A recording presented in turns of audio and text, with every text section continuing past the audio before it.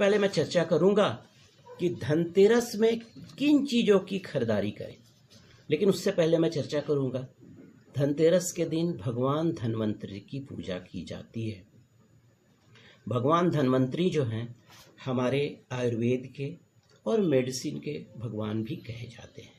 तो यहाँ पर मैं एक चीज़ आप लोगों से शेयर करना चाहूँगा कि वैसे व्यक्ति जो किसी न किसी तरीके से ग्रह दोष से पीड़ित हैं, जिनको अनेक बीमारियों का समावेश है उनके ज़िंदगी में, हमेशा परेशान रहते हैं, उस दिन भगवान धन्वंतरि की पूजा, भगवान धन्वंतरि की आराधना और ध्यान लगाकर अवश्य करें।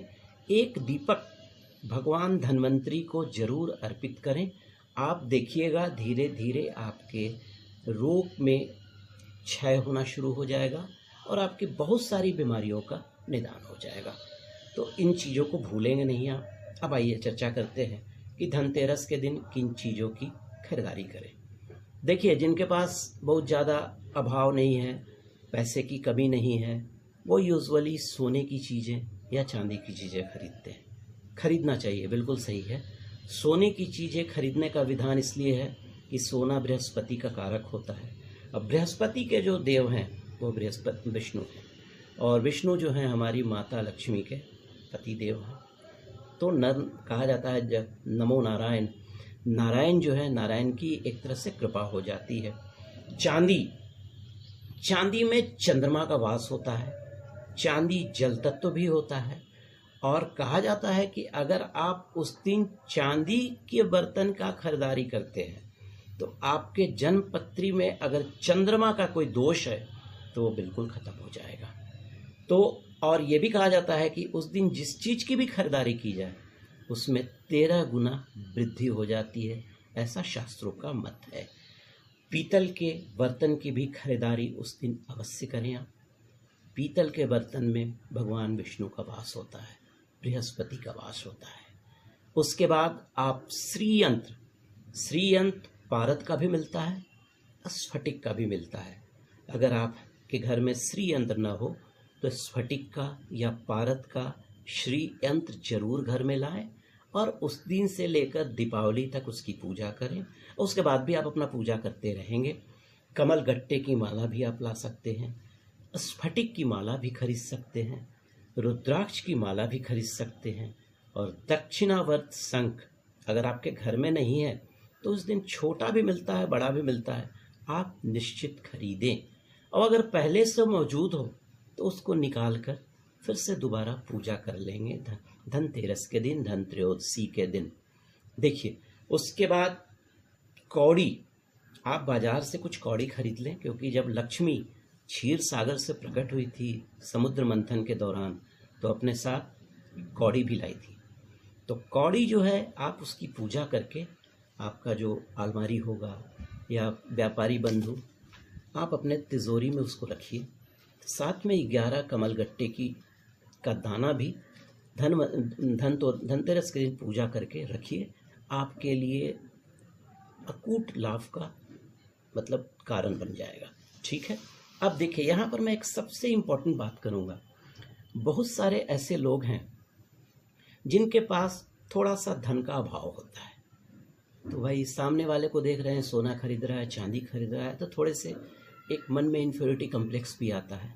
लेकिन मैं आपसे अनुरोध करूँगा, उन लोगों से भी अनुरोध करूँगा जिनके पास थोड़ा सा अगर धन का अभाव है, उस दिन नमक, साबुत धनिया और झाड़ू निश्चित खरीदें।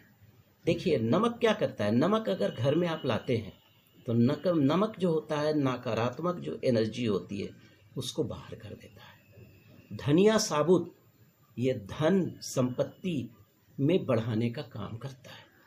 और झाड़ू से जब हम लोग झाड़ू करते हैं, स्वीपिंग करते हैं, तो झाड़ू नकारात्मक एनर्जी को बाहर करता है। और इन तीन चीज़ों को लाने से सौभाग्य, धन के रास्ते बिल्कुल खुल जाता है। और नमक, धनिया और झाड़ू ये नकारात्मक एनर्जी जो है उसको बाहर करती है। एक और रिक्वेस्ट मैं आपसे करूँगा, जो संपन्न लोग हैं वो भी उस दिन नमक, साबुत धनिया और झाड़ू जरूर खरीदें।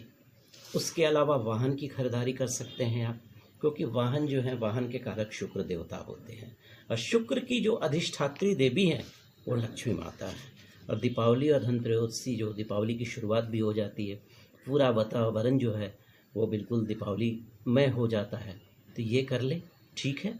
कपड़ा खरीदें, कपड़ा में भी आप अपने कलर के अनुसार, अपने राशि के अनुसार, जो आपके ज्योतिषाचार्य हैं उनसे पूछकर उसके अनुसार भी कपड़ा खरीद सकते हैं। हाँ, अब यहाँ पर मैं चर्चा करूँगा कि भूल कर भी कुछ चीज़ें धनतेरस के दिन न खरीदें।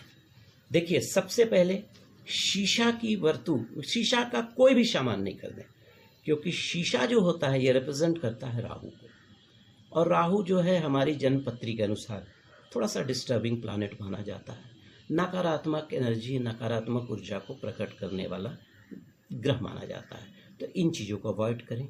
लोहा की भी कोई वस्तु हो उसको अवॉइड करें, जैसे वो शनि और राहु दोनों को इन्वाइट आपके घर में कर देगा। अल्मुनियम बिल्कुल नहीं खरीदें उस दिन, अल्मुनियम का कोई बर्तन नहीं खरीदें, क्योंकि ये रिप्रेजेंट करता है शनि और राहु दोनों को। हाँ, क्या होता है, कभी कभी धनतेरस के दिन गृहिणी लोग जो होती हैं वो किचन का अप्लायंसेस खरीदती हैं। खरीदिए, इसमें मना ही नहीं है, लेकिन जो कटिंग वाली चीज़, कट वाली चीज़, जैसे कटर हो गया, नुकीली चीज़ें हो गई, वो क्या बोलते हैं उस फोर्क हो गया, उसके अलावा ये चाकू हो गया, इन चीज़ों को अवॉइड करें, ठीक है। उसके अलावा काला कपड़ा बिल्कुल न खरीदें धनतेरस के दिन, ये आपके लिए अच्छा नहीं, वे भी शनि को इन्वाइट करेगा। यहाँ पर मैं चर्चा कर रहा हूँ कि लोहा की बात, तो कुछ लोग पूछ सकते हैं कि भाई वाहन भी तो लोहा होता है।